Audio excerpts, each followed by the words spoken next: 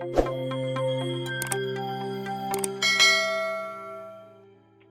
guys, welcome to my channel. Okay, so hari ni saya nak bincang pasal 4 tips ataupun tips yang kita perlu tahu sebelum kita isi form e-filing.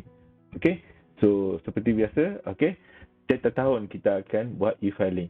Okay, dalam time bulan 3, bulan 4 lah. Okay, lepas kita dapat bonus ataupun kita dah habis buat kita punya department, account department sudah buat e-filing, EA form. Dia dah bagi dekat kita. Salah satu kita kena buat adalah kita kena buat submission. Jadi sebelum buat e-filing, jangan lupa untuk tonton video ni, okey. Jangan lupa juga untuk subscribe and like, okey, channel ni, okey. Untuk saya buat lagi banyak video tentang financial education ataupun yang video-video yang boleh membantu. Jadi jom kita pergi tengok apa yang kita perlu buat ataupun tips untuk kita buat e-filing untuk menjimat cukai yang kita perlu bayar.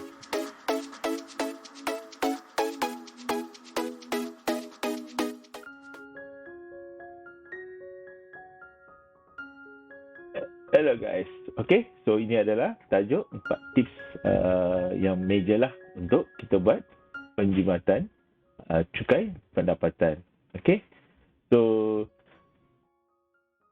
dalam dunia, okay, kita akan cakap nothing is certain, okay, but that and taxes.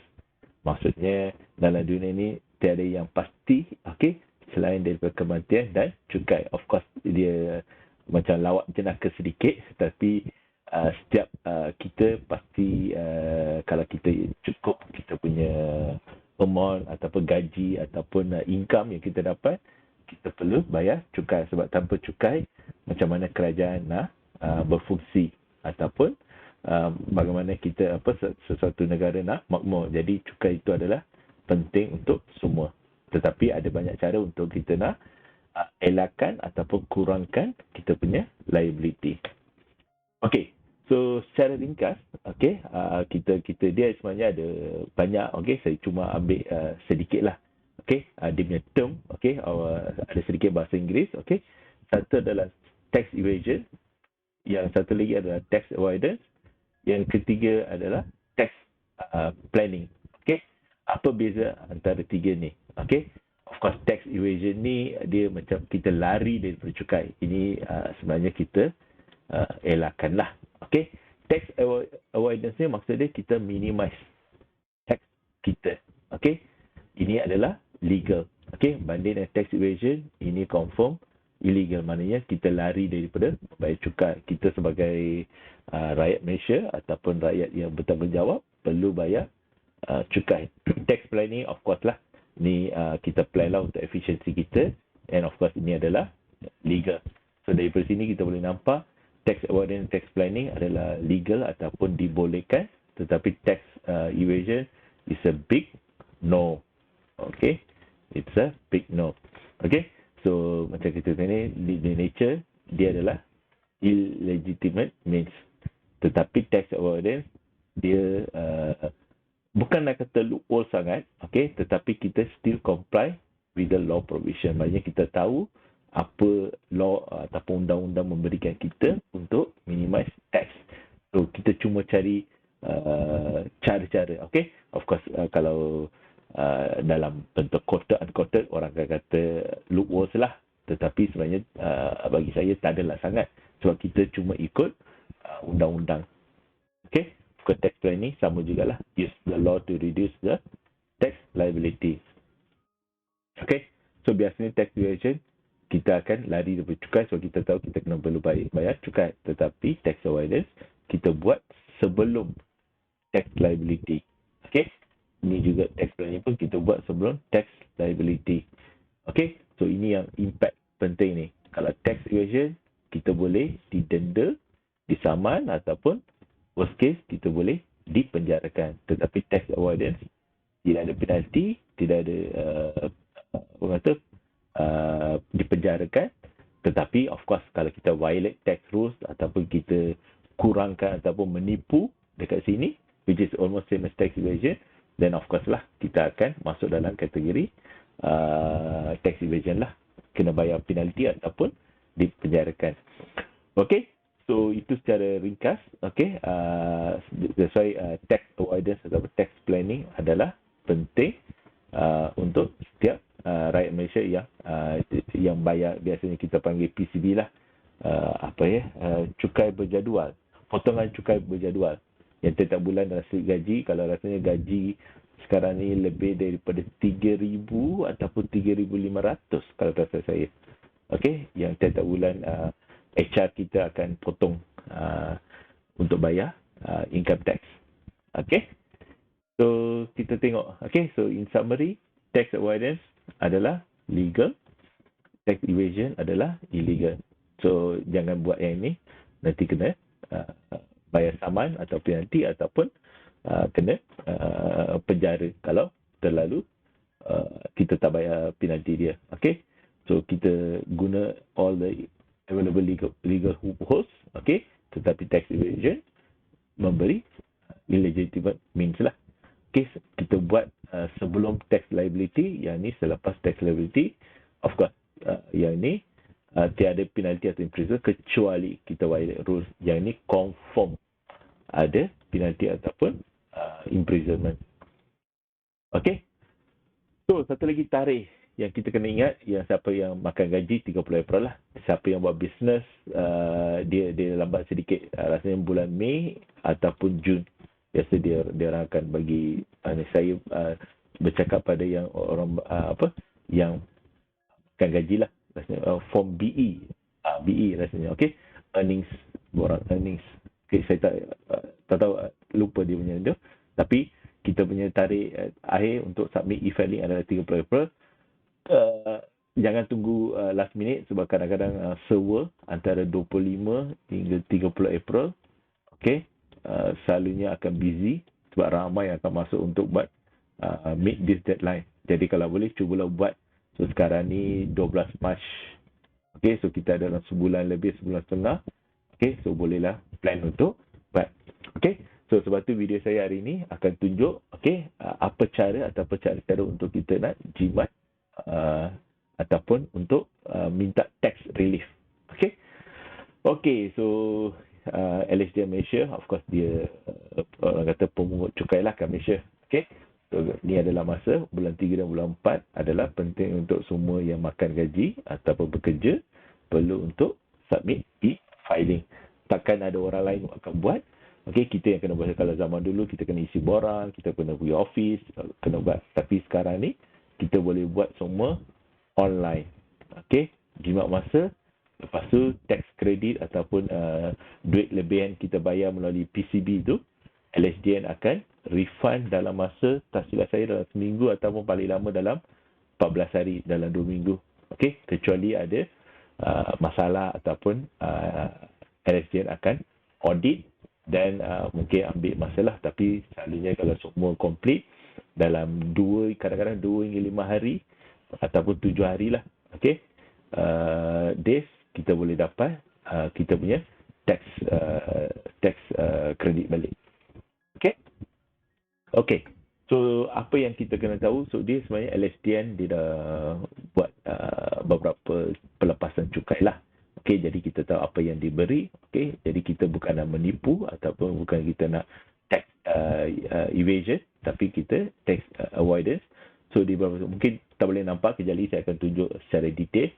So basically kita ada pelepasan individu. Okay, nanti saya akan go through one by one. Lepas tu kita ada gaya hidup, perubatan dan peralatan berkaitan. Ini berkaitan sport ataupun IT, semua itulah. Okay, and then pelepasan anak. So kalau kita ada anak yang masih bersekolah ataupun belajar, kita akan dapat beberapa pelepasan. Of course ini adalah beberapa caruman tersumbangan, contoh KDLSP ataupun insurance. Okay, so kita akan dapat beberapa pelepasan. Okay, so jom kita tengok. Okay, so ini adalah cukai pelepasan. Okay, yang kita akan dapat lah. Sebab untuk individu Okay, jadi saya akan tunjuk satu lagi. Okay, tapi sebelum saya datang tunjuk itu, saya tunjuk setiap orang. Okay, tax kita kita panggil progressive tax. Okey, maksudnya lagi banyak kita dapat income ataupun kita mendapat gaji, okey, so kita punya tax akan naik. Contoh kalau kat sini, kalau nampak sini orang yang bergaji ataupun chargeable income lah. Okey, kita kata chargeable income lepas kita dah tolak 90%, katakan 2 juta, dia duduk dalam income tax bracket dalam 30%. Kalau cuma katakan chargeable income 5,000, kita cuma bayar dalam 1%. Of course ini nampak agak adil ataupun fair ataupun kata saksama lah. Okey. So lagi banyak kita dapat income, lagi banyaklah kita bayar. So lagi sedikit kita dalam katakan B20, of course B20 mungkin tak masuk, tapi katakanlah kalau kita dalam B20 ataupun M40, kita akan mungkin bayar sedikit, okey, banding dengan T20. Okey, dia orang duduk sini, so dia orang bayar lebih lah. Okey, so ini untuk apa orang kata equal distribution ataupun fair distribution among kita lah, okey, antara rakyat. Okey, so dia rate dia akan progresif. Okey. Okey, so ini adalah tax relief untuk individu. Macam saya kata, okey, mungkin boleh nampak secara clear. Okey. First kali kita kena ingat, kita sebagai individu ataupun kita ada kita punya tanggungan, kita boleh claim RM9,000. Yang ni automatic bila kita buat e-filing, dia dah isi siap-siap by default. Okay. So kalau kita selalunya akan buat e-filing untuk individu, dia akan tolak siap-siap lah. Katakanlah anda ataupun yang buat tu adalah anda ada individu kurang upaya, kita dapat extra lagi RM6,000. Okay, so ini kita boleh apply lah, tapi of course kita kena pastikan dia disahkan okey je lah. Okay, lepas tu kalau suami atau isteri yang kurang upaya, okay, katakan saya adalah suami, isteri adalah kurang upaya, saya boleh claim additional RM5,000. Okay, tapi kalau untuk sendiri kita boleh claim RM6,000. Okay, lepas tu kalau kita ada elemen apa semua tu, kita boleh claim lah. Yang ni masa isi form tu dia akan keluar. Okey, siapa yang pernah isi form sebelum ni dia akan nampak lah. Lepas tu kita nak kerajaan menggalakkan kita untuk upskill. Okey, kita apa orang kata masuk dalam kursus upskilling atau self enhancement ataupun apa-apa yang diiktiraf oleh ketua jabatan. Okey, so yang ni terhad kepada RM1,000, tapi secara katakan kita ambil kos ACCA ataupun kos katakan MBA ataupun PhD kena bayar. Okey, kita buat part time. So kita boleh claim RM7,000. Okey.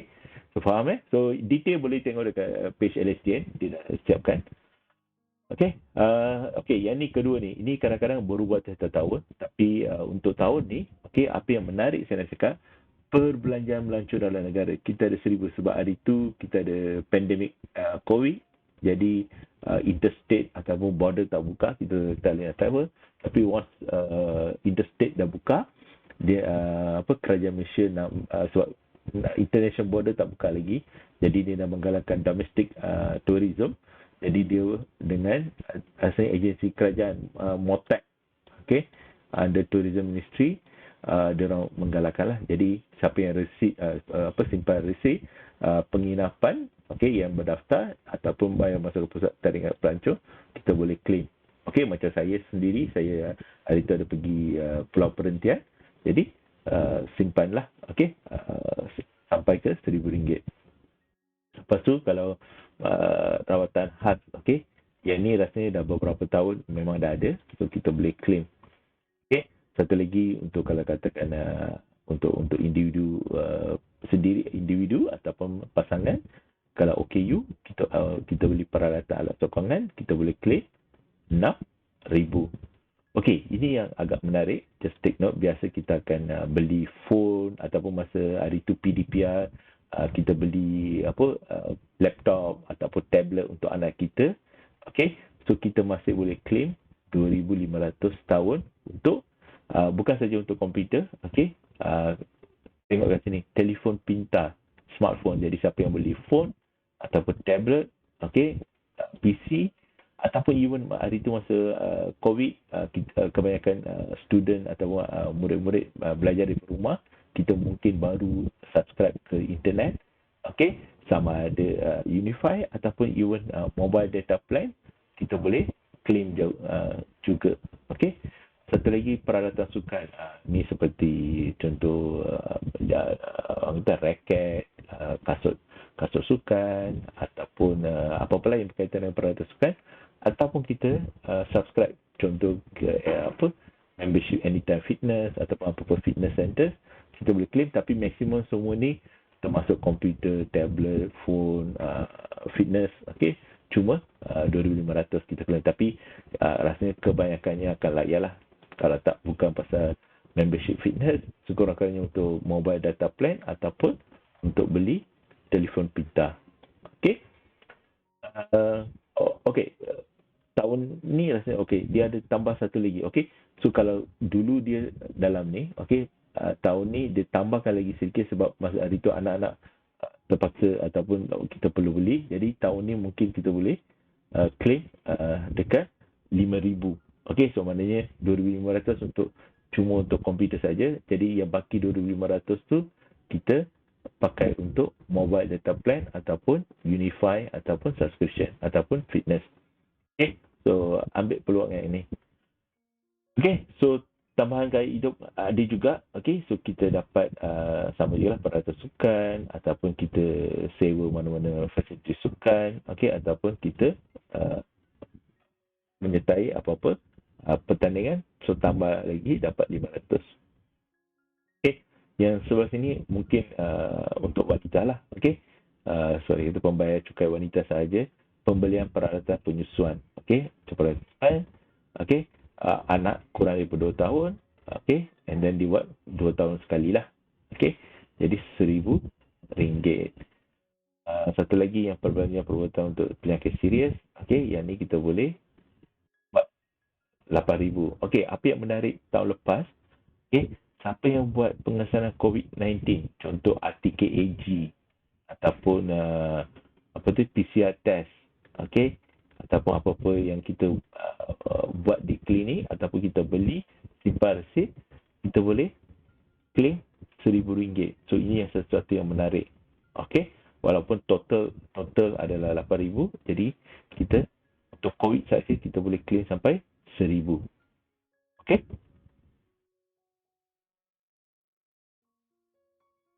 Okey. So ini adalah untuk pelepasan anak. Ini yang siapa yang ibu bapa, okey, siapa yang masih ada anak yang masih belajar di sekolah rendah, sekolah menengah maupun di college. Okey. So bawah daripada 18 tahun kita RM2,000 lah, tapi pastikan dia belum berkahwin, maknanya bujang lagi lah. Okey. Lebih daripada 18 tahun, dia belum kahwin tapi belajar sepenuh masa, kita dapat 2,000. Ini bukan additional. Okey, ini kalau kita ada anak kecil dengan anak besar jadi kita boleh claim dulu lah. Okey. Ni anak berumur di atas 18 tahun. Okey. Juga okey, kita boleh claim 8,000 kalau dia belajar di IPT. Okey. Ini kalau siapa yang ada anak kecil antara pergi taska ataupun private center, okey, untuk daycare center, kita boleh claim 3,000, tapi pastikan anaknya 6 tahun ke bawah.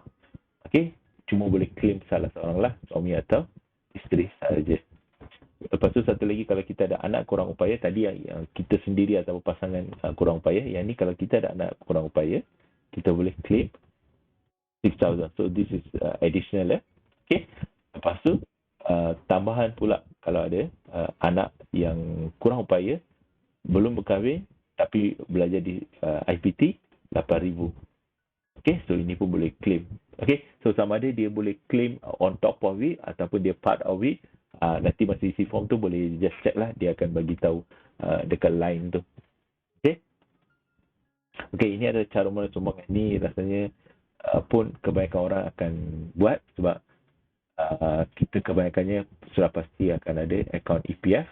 Okay, jadi kita boleh claim 7,000 lah, sama ada EPF ataupun insurans nyawa. Kebanyakan kita akan adalah pasti ada salah satu ataupun dua-dua.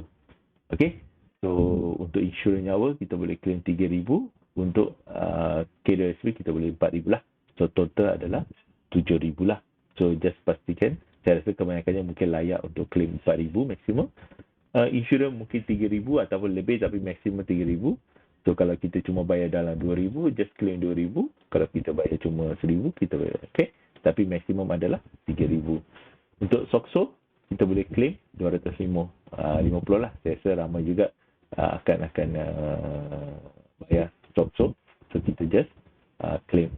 Okay? Kalau siapa yang buat private retirement scheme, PRS, okay? Dan kita boleh claim 3,000. Satu lagi, ini lain ini insurans nyawa. Ini adalah insurans perubatan atau pendidikan untuk sama ada untuk kita ataupun pasangan ataupun anak, kita boleh claim 3,000. Okay?